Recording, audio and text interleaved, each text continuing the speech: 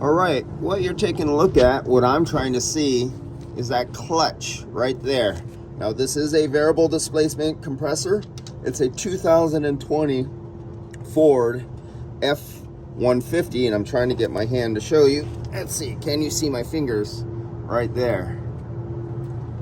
Now it's variable displacement, so if everything is operating like it should and the displacement is at near zero, it's in off condition. I just recovered the refrigerant, and you can see I'm just touching it with the tip of one finger. Do you see how smooth that is?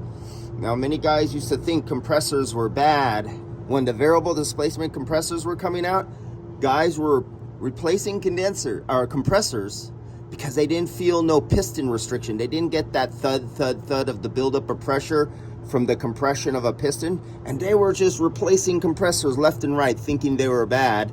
And then they put a new one on and it worked, and they'd get down there and spin it for the guys who actually checked and spun it. A lot of guys didn't. But for the actual guys who did, they would go, oh shit, this new compressor is bad too, because it spins so easy and there's no resistance. No, it's just a variable displacement compressor. And if you don't know that, you better learn that. Another thing too is, if it is a variable displacement compressor and you feel a really tight hang-up spot where you can't turn it, well, then there might be a problem. Let's move up above. Oh, let me move down below, even in a more difficult place to get to and see. So we're under the compressor, and you can barely see it. You see that black? Okay, let me get my fingertip. You see at the tip of my finger in the compressor where it's black? That is the variable displacement control valve right there. Let's see if I can zip up in there a little bit better. Okay, now we're talking. That is a really sucky place to put. Let me get up there. I'm trying to see for you guys. Come on, give me some sight here. Right there. That sucks. I would not try to get my probes on that or anything. That just sucks. Putting it right there, right into the frame. Yeah, you're not going to be a happy camper trying to unplug that and get your test equipment in there.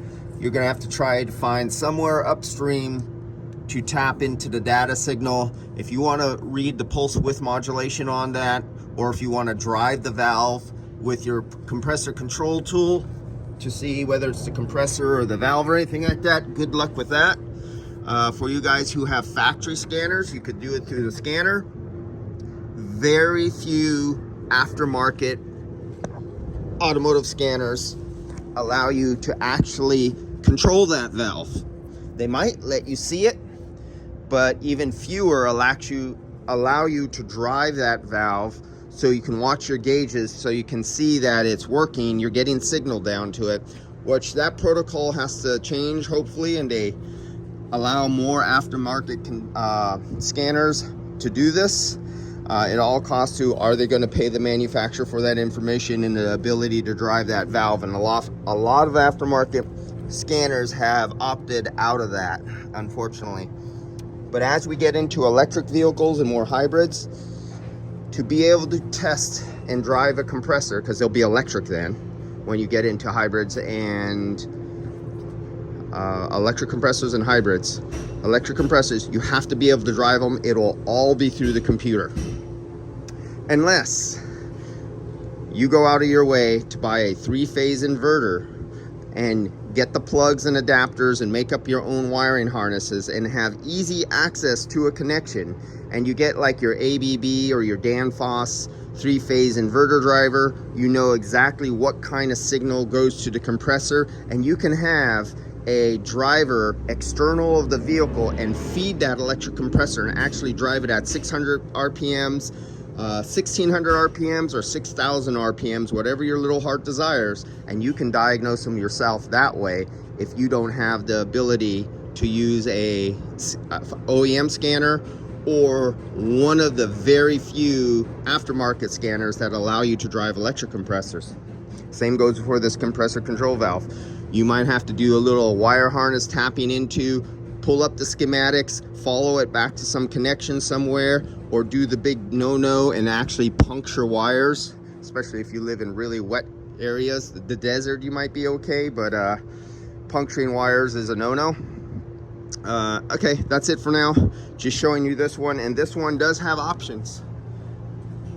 It has two options depending on the engine. The refrigerant is exactly the same, and let's see if we can get this Apple to focus so you can see what I'm talking about. But if you look at the oil charge, the complete oil charge, depending on what engine and what compressor they put in there, check out the difference. 80 cc's of refrigerant oil or 120 cc's of refrigerant oil, but yet they both take the exact same quantity of refrigerant. Why? I'm not giving you the answer.